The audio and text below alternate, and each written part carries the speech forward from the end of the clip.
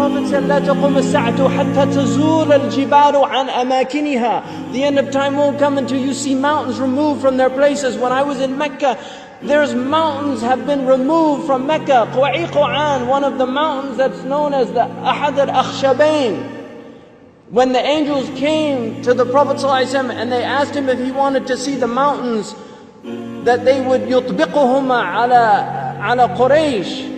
One of them was Abi Qubays and the other was Quwa'iqan. Quwa'iqan has been removed. It's gone. It's no longer there. The mountain is gone. A mountain that the Prophet ﷺ walked in its shade. A mountain that the Prophet ﷺ probably climbed as a boy. This mountain is now removed. Then the Prophet ﷺ said, لا تقوم الساعة حتى تزول الجبال عن أماكنها. These are signs for people to reflect. The Prophet I was on the Arabian Peninsula with my family, walking on the beach, and I came upon people in a public beach having sexual intercourse. In a public beach on the Arabian Peninsula. I'm not making this up. This is the level of fasad that is happening on our planet. The Prophet ﷺ said, لا تقوم الساعة حتى يتهارج الناس تهارج الحمير. That the end of time won't come until people are like animals openly.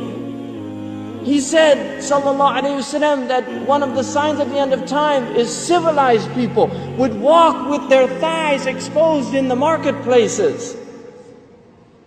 بادية الأفخاذ في الأسواق.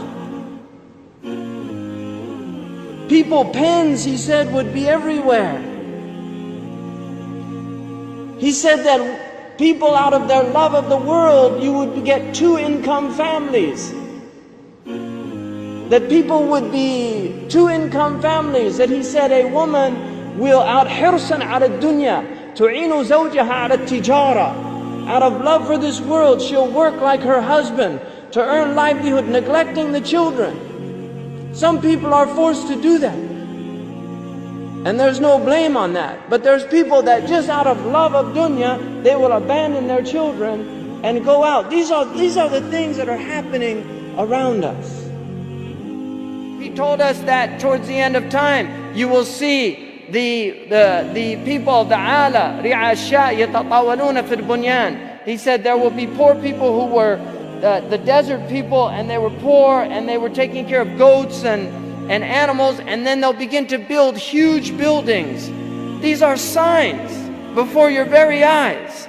We're seeing signs of our Prophet ﷺ. He told us that you will see the buildings of Mecca reach the mountaintops. The buildings of Mecca will reach the mountaintops.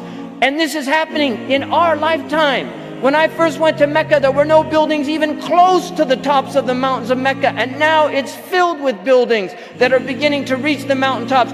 I was on one of the tallest mountains in Mecca, and you can see the clock tower now surpasses the mountains. The Prophet ﷺ said in a hadith, he said, إِذَا رَأَيْتُمْ مَكَّةَ بُعِجَتْ كَظَائِمًا. If you see Mecca, if you see its mountains with holes pierced through them, this is what it means.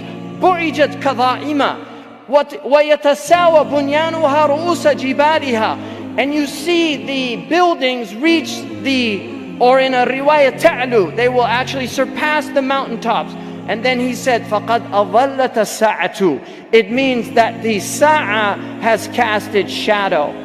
Imam As-Suyuti says in this, هِيَ عِبَارَةٌ عَنْ دُنُوَ السَّاعَةِ. It means that the hour is near, it's coming close. But if you took that literally, and in hadith tradition, in the usuli tradition, asrul kalam al-haqiqa, that if the Prophet says something, you should always interpret it literally, unless there's a reason to go to a metaphorical interpretation.